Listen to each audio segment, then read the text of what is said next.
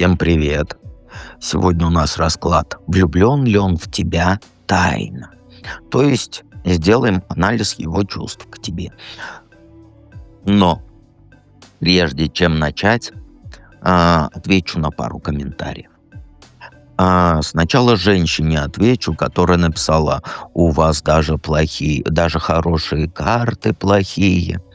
Слушайте, у вас идут карты, да, например, 6 карт в раскладе. А, Первая, например, там звезда, да, мечта, там солнце, все хорошо, солнечно. Но, на сигнификацию, да. Но я сразу в да что ж такое? Я сразу в сигнификации говорю «но». Почему я так говорю? Хотя карты хорошие, да?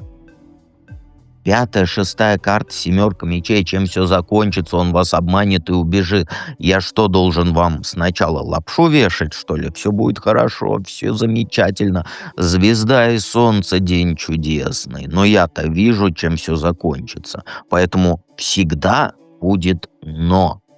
Одна плохая карта — все. Я сразу предупреждаю изначально, чтобы уши, как говорится, не развесили, лапшу навешали, потому что до конца расклада мало кто досматривает. Я вижу ваши просмотры.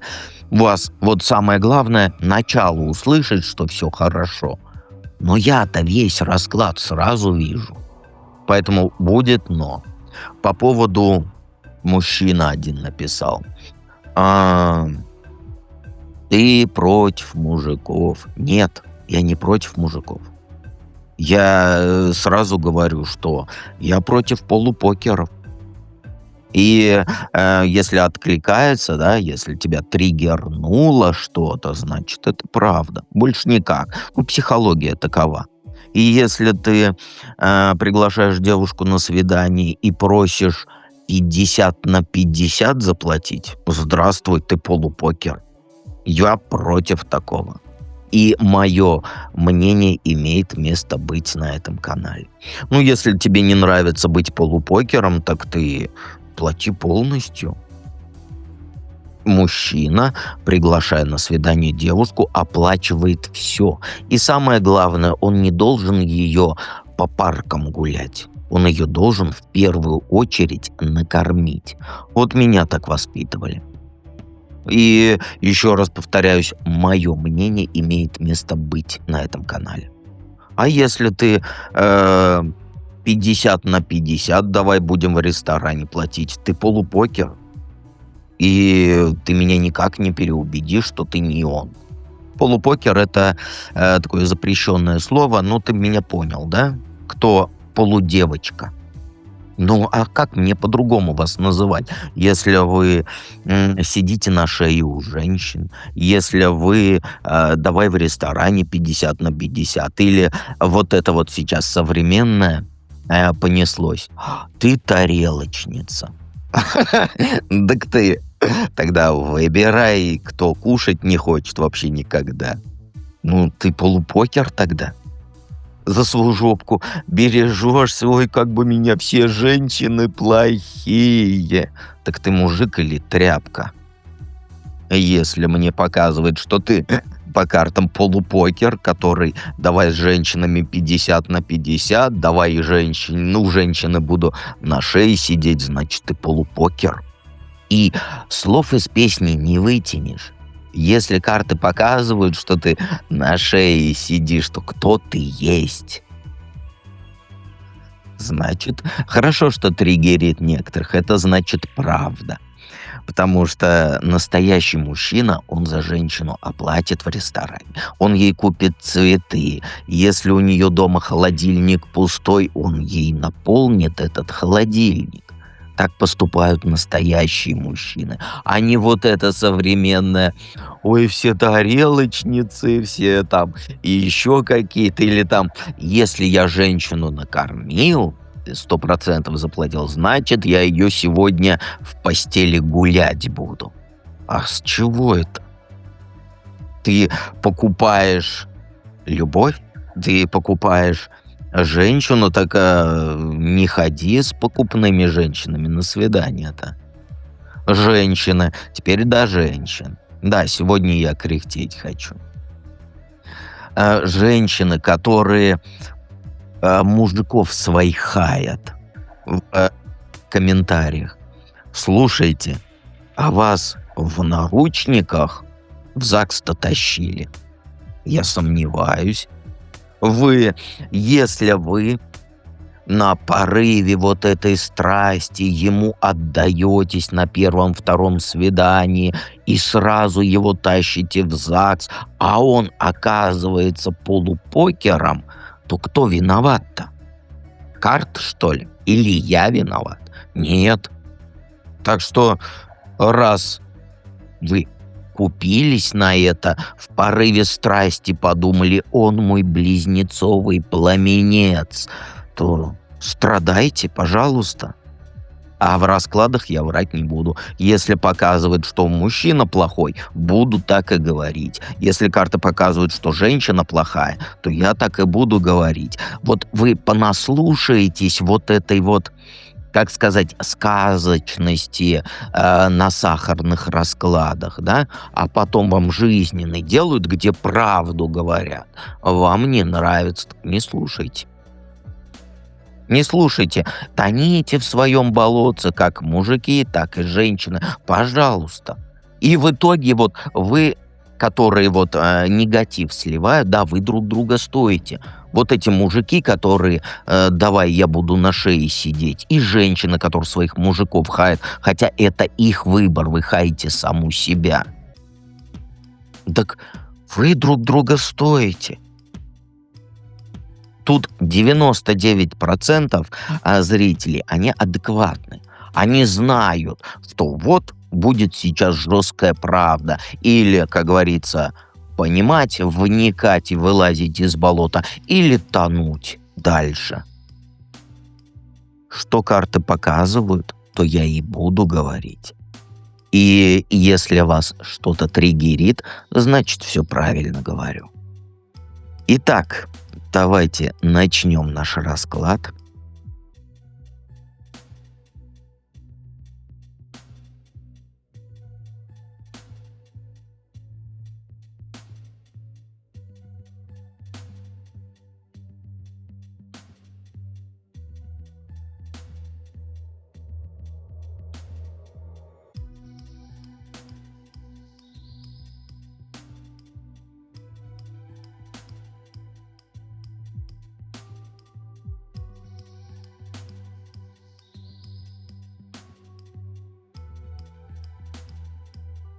Ну вот смотрите.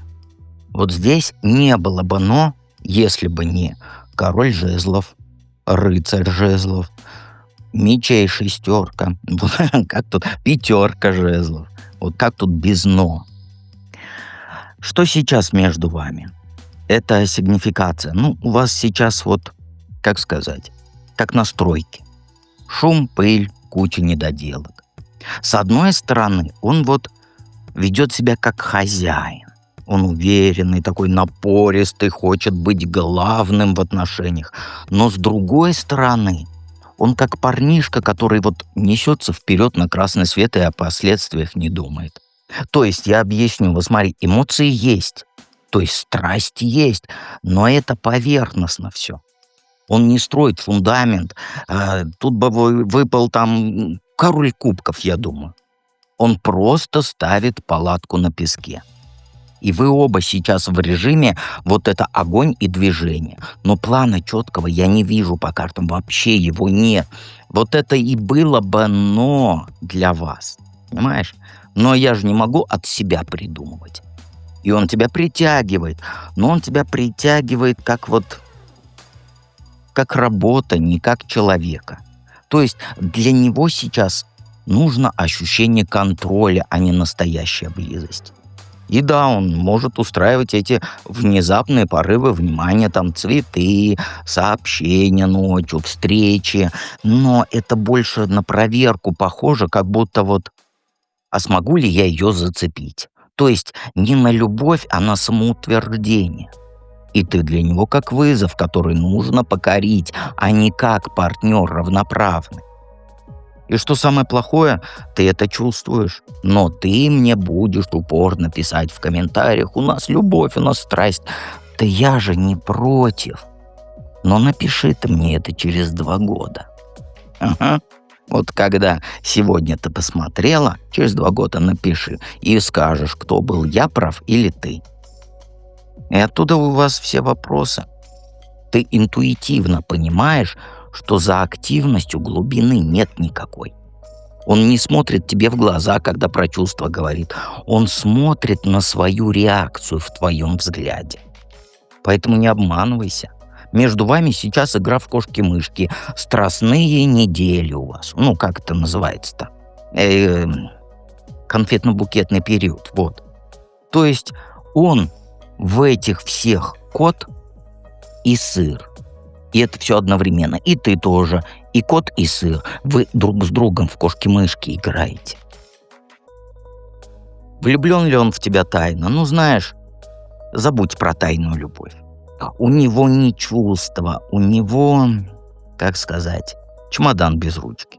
То есть, с одной стороны, он пытается уйти от чего-то старого. Может, от прошлых отношений, забыться, может, от своих же ошибок. Ты для него, знаешь, как переправа на другой берег. Временное решение, чтобы не утонуть. Но, с другой стороны, он до сих пор тащит за собой вот этот груз обиды и разочарования. То есть даже если он к тебе что-то испытывает, это как попытка залатать дыру, понимаешь, в сердце. Пока это сердце у него, как сказать, вот тонет. Он не влюблен, он цепляется. Видит в тебе спасение, но никак не партнера. Это на данный момент. И да, он защищается, стены ставит, дистанцию держит, когда ты слишком близко подходишь в плане эмоций. Потому что он боится, что если пустит тебя в свой настоящий мир, а не в мир страсти, то ты увидишь, какой он на самом деле разбитый. А он разбитый. Его чувство — это, знаешь, сейчас смесь страха, одиночества, вот этой привычки и капелька влечения. То есть нет той страсти, которая переворачивает жизнь. Вот страсть, как сказать, такая вот есть, но не та, которую ты хочешь. Он не спит ночами из-за тебя, то есть. Он спасается от своих мыслей, поэтому не ищи скрытой любви там, где ее нет. Ты сейчас как костыль, понимаешь? Что тебе делать, зная все это? Ну, во-первых, знаешь, хватит быть его психологом. Потому что ты такая вот душераскрывающая, вот не знаю, как сказать, тебе жалко его, ты видишь его мучения, и тебе хочется по-матерински вот так, но не как равноправный партнер, по-матерински. А если он этим воспользуется, пока про это карты не говорят, если он этим воспользуется, то ты будешь мамочкой для одного ребенка. Понимаешь? Неравноправный партнер. Сейчас у вас страсть, и у него в голове есть другая. И у тебя 2 пути. Либо ты разводишь костер под его задницей, извини меня за выражение, либо уходишь. Потому что у тебя вот как, ты хочешь определенности. У тебя вот эти вот бесконечные споры, а что мы, а куда мы идем. Он тебя втягивает сейчас в ненужные конфликты. То ревность, то холодность, то вот эта внезапная активность. Это все игра на твоих нервах. Пора перестать быть зрителем в этом цирке. Собери свои вещи не физически, а ментально и займись своими целями. Там начни проект какой-нибудь, на курсы запишись, работу смени на получше. Покажи, что ты не висишь на его вот этом каждом вздохе. Если он увидит, что ты больше за ним не бегаешь, возможно, он одумается. Понимаешь, у вас сейчас все не определено. Но, знаешь, не рассчитывай сильно. Твоя задача выйти из режима ожидания и перейти в действие. Перестань силы тратить на вот эту расшифровку его намеков. Понимаешь? Либо он говорит прямо, что ты ему нужна, и начинает это доказывать делами, либо ты рвешь эту петлю. И не бойся быть жесткой, он все-таки мужчина. Если ты не прослушала мое вступление, то послушай, оно тебе нужно. Он мужчина, а ты, и он должен это понимать, не его мама. Понимаешь? А то у него начнется потом «мама, вызови такси». И если, если ты покажешь свой характер, и он через неделю сольется, то считай, вот это и есть ответ. Жизнь, знаешь, она короткая слишком, чтобы ждать, что кто-то соизволит тебя там заметить, пустить к себе в душу. А ты, я еще раз повторяюсь, ты не мама его. Ну, никак не мама. Вот я хочу, чтобы у вас была любовь до гроба и так далее. Но я знаю, что такое лечиться об человека. И он тебе даст кучу надежды, и сама понимаешь, да, если надежда рухнут, зачем мне тебе объяснять? Ну и мужчина не будет так делать. Итак, давайте перейдем ко второму варианту.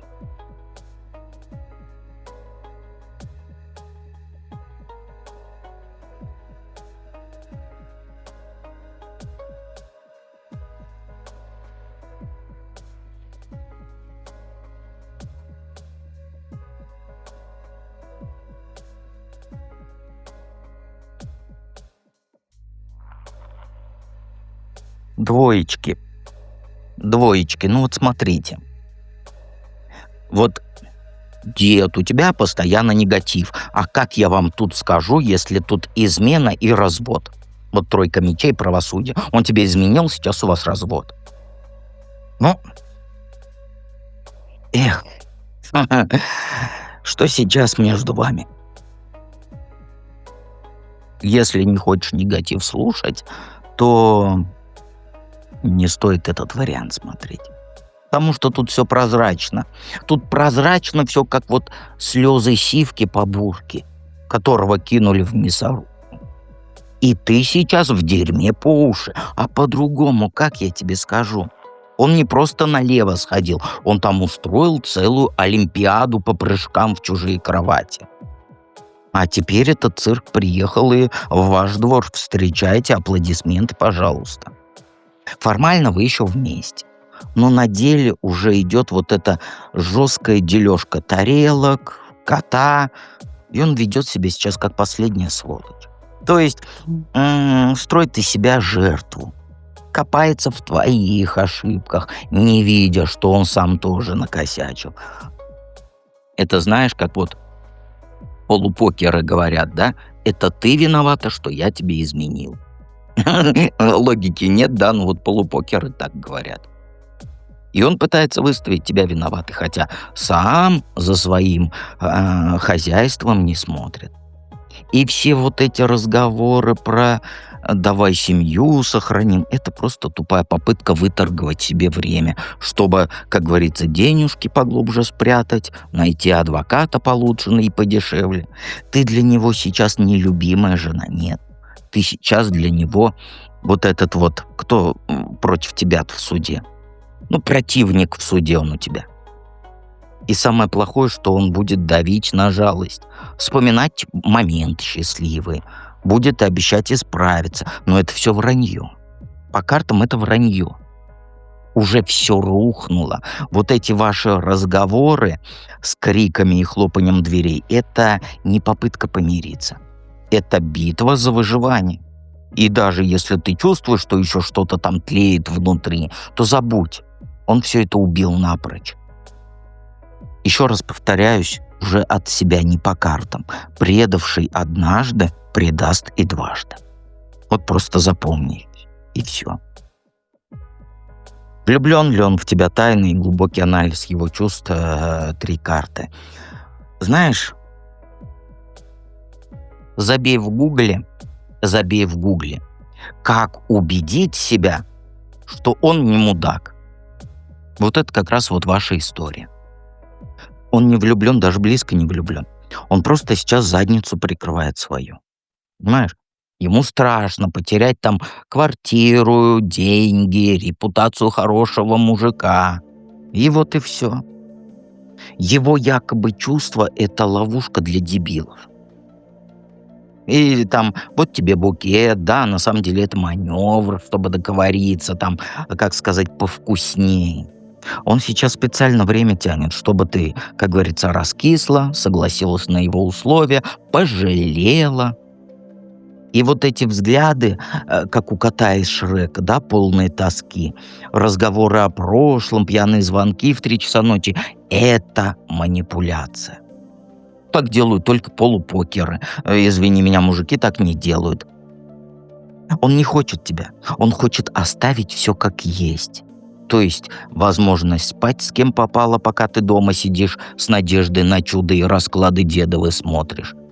Тайной любви тут нет. Есть тухлая привычка и банальная жадность. Вот тебе и все карты. А где ты тут видишь у нас там 10 пентаклей? Где? Или 10 кубков? Где? Покажи мне. И он сам и в это верит. Понимаешь? Что, конечно, вряд ли, это просто самообман у него. Что тебе делать, зная все это? Ну, знаешь, а тут один только путь. Включить режим «Терминатор I'll be back». Понимаешь? Собери документы, скриншоты переписок, чеки, подружкины свидетельницы, ну, вот эти вот. Все, что есть, собери. Плюнь ты на жалость и мораль. Он мужик. Если он мужик, он просто тупо молча уйдет. Если он полупокер, то, конечно, ну, пощади меня. Понимаешь? Он твою жалость не оценит. Никак. Ищи адвоката-бульдога прям, который будет рвать ему глотку в суде. Если он предлагает поговорить по-хорошему, отправляй его ко мне на картошку. У меня картошка до сих пор не копана, а сегодня уже 5 ноября. Так что вперед. Потому что это все ловушка. Не слушай ты подруг, если они советуют: прости его ради детей, или там дай ему второй шанс. Ты же не вот эта сопливая девчонка с конфетти в голове вместо мозга. Ты пират, ты бронированная боевая единица, ты терминатор. Нет, вот так вот, ты терминатор-пират. Вот и будь такой. Выжми из него максимум. Деньги, машину, квартиру, все, что тебе по закону причитается. Не борщи. И главное, никаких вот этих контактов после развода. Все мосты сжигаешь, номера сменяешь, соцсети удаляешь. Это не месть. Нет, ни в коем случае. Я тебя не учу мстить. Нет. Я тебя учу очищаться. Понимаешь? И когда все закончится, ты просто поймешь, что это была лучшая в твоей жизни, как говорится, операция по эвакуации из ада. Ну а как ты хочешь, чтобы я по-другому? Если ты мужик, который меня смотрит, да, и у тебя такая история, оставь ты ей все. Ну, половину я имею в виду, не все. И уйди как мужик, потому что как не мужик, вот эти все сопли, слюни, давай попробуем, прости меня ради детей, так делают только полупокеры. Ты свой выбор уже сделал, иди дальше как мужчина.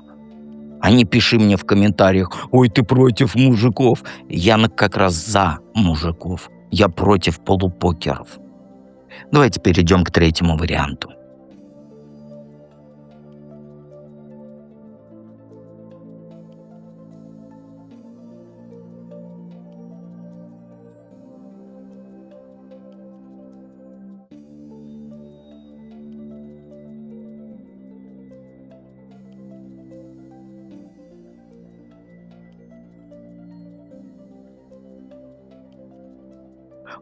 Вот, вот.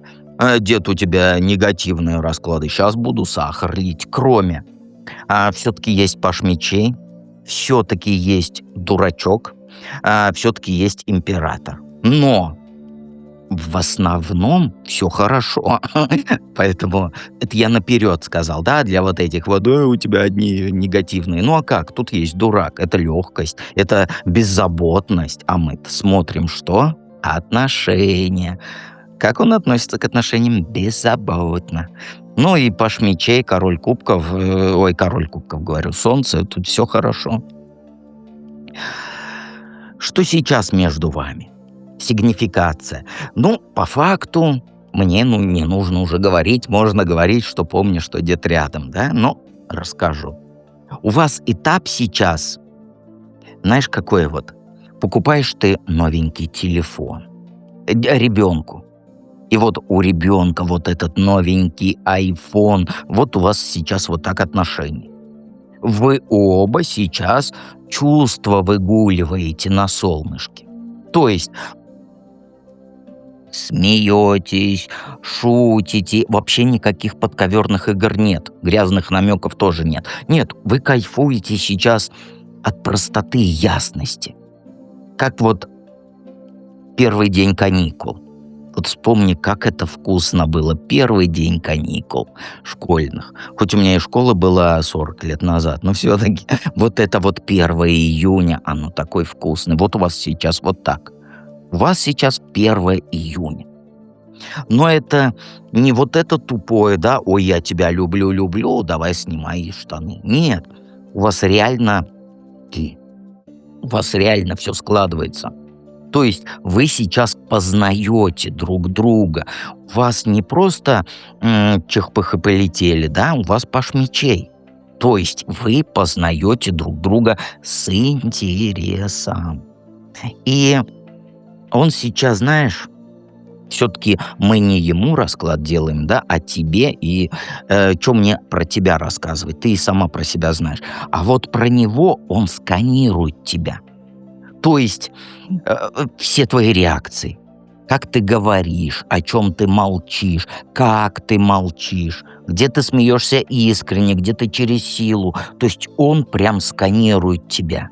Но ни в коем случае не пугайся, потому что это не паранойя, нет. Просто он, это мужчина, это не полупокер. Он собирает досье, понимаешь? Ну, познает тебя. Чтобы, например, там, знать, что ты любишь, чего ты не любишь, про что можно говорить, про что не можно. И вот ваша сейчас фишка – это вот чистая энергетика без вот этого надрыва. Никаких, что завтра будет, а что он имел в виду, а там гуляет ли он налево. Вы как два экспериментатора в лаборатории. Смешиваете эмоции, наблюдаете реакции, где что взорвется, где что не взорвется, и фиксируете результаты. И все это без паники. И главное, уже видно, что у вас есть уже какое-никакое базовое доверие. Он не прячет телефон, ты не лезешь к нему в соцсети. Но тут не застой, нет, вы активно двигаетесь, просто без суеты. То есть, как сказать, как будто гуляете по парку и знаете, что в конце будет мороженое. Поэтому вот лично тебе скажу, он не усложняет, и ты не усложняй. Просто расслабься, потому что такое, знаешь, оно, как сказать, не у всех бывает, честно скажу. Потому что многие, как сказать, страсть проходит, исчезает, а у вас вот прям зарождающийся. Мы же с тобой видим впереди, да, какая у нас 10 кубков красивая и 10 пентаклей. Поэтому ты сейчас не усложняй ничего, а то мужика, как говорится, отпугнешь. Влюблен ли он в тебя тайно? Глубокий анализ его чувств. Ну, знаешь, во-первых, вот еще раз повторюсь, хватит тебе маяться дурью. Этот мужчина, он в тебя влюблен по самые помидоры. Вот прям у меня рядом с картошкой растут помидоры, вот он по самые их влюблен в тебя. Но он боится признаться даже самому себе. Все-таки у нас не только все хорошие, да, карты. Тут не просто вот эта симпатия. У него, знаешь, у него внутри уже эфемерный полный альбом ваших совместных фотографий, понимаешь? Ну, в голове я имею в виду. У него даже там кадры с золотой свадьбы вашей есть. Он видит тебя не как временную подружку, а вот как человека, с которым можно дом построить, детей растить, сына посадить. Ой, извиняюсь, дерево посадить. Понимаешь? То есть загвоздка есть. Загвоздка есть. Его логика с эмоциями сейчас вот как кот в одном мешке. Понимаешь, как два кота в одном мешке даже. С одной стороны, он готов тебе цветы дарить каждую пятницу, да, слушать твои истории про работу, как ты там устала. Его мозг, он постоянно твердит, а вдруг она меня отошьет. Или, а вдруг я облажаюсь, ну, по-дураку. Ну, то есть, по-детски. Не будем оскорблять никого, потому что тут кажется хорошее. Дурак — это шут, если что, кто не знает Таро. Там, что скажут родители, понравится ли вот такая вот, как сказать, детская непосредственность, что ли, вот. Понимаешь? Он сейчас как ежик в тумане. Колючий снаружи, а внутри мягкий и растерянный. Вот эта растерянность, она как раз по шуту, по дураку. И он сейчас ведет себя, конечно, так же. Шутит иногда неуместно, там от серьезных разговоров сбегает или вид делает, что ему пофигу. Это не потому, что ты ему не нравишься, нет. У него, знаешь, вот когда чувство как цунами, проще прикинуться клоуном, да, чем признаться, что ты тонешь. Его сердце кричит: «Ура! Да!» Там первый поцелуй, вообще он, наверное, там у него в душе, как говорится, штормы, вот это все. Но гордость и страх шепчут, что погоди еще чутка, сильно не привязывайся, понимаешь? Что тебе делает, зная все это? Ну, знаешь, во-первых, из своей головы выброси вот этот туфтонатор и включи режим «жена командира». Вот хватит вокруг да около ходить, потому что карты показывают, что брать управление в свои руки тебе пора, по императору. Этот человек, он готов к серьезным шагам. Но, знаешь, если бы не суд, то он был бы императором. Но у него шут. Ну, дурак, я имею в виду. Поэтому ему нужен четкий сигнал без намеков, что ты — это его тыл, а не минное поле, понимаешь? То есть он шаги к тебе делает, но по шуту он немножко, я слово стесняется, вот, стесняется, понимаешь? Не надо истерику устраивать там или выпытывать какие-то признания: «А ты меня любишь, а я тебе нужна» и прочее. Просто начни вести себя как хозяйка положения. То есть возьми инициативу. Человек стесняется, возьми инициативу. Вот я тебе прямым текстом говорю. Понимаешь? Начни вот, чтобы у него стеснение ушло, вместе чего-нибудь планируйте. Ну, в мелочах там, давай через полгода с тобой там обои поклеим. Клеение вдвоем обоев — это прямой путь к разводу. В огород поедем, к деду давай вместе картошку копать поедем. Пусть он привыкает, что ты — это часть его реальности, а не временный аттракцион. Он сейчас по дураку стесняется. И знаешь еще, с ним, вот именно с этим человеком, перестань бояться выглядеть навязчивой. Потому что у тебя тоже такие заскоки есть. Я боюсь быть навязчивой, а он этого и хочет, понимаешь? Если хочешь, чтобы он сделал тебе предложение, то создай для этого условия. Там с родителями познакомь, там встрой его в какие-нибудь свои традиции, покажи, как ты видишь с ним будущее там через 5 лет. Но без давления, просто вот как факт, понимаешь? Он должен понять, что ты не сбежишь при первых трудностях. И главное, оба перестаньте играть в подростков, потому что у вас тут вот такое вот все. Убери вот эти тесты типа «не пишу 3 дня», «вспомнит ли он, если я не буду ему писать». Прямо говори, чего ты хочешь, но с достоинством. Если он сегодня принес тебе супчику, да, когда ты болела, скажи, что это твой, как сказать, любимый суп. Понимаешь? Вы давно уже в такой зоне, где можно ставить вопросы ребром.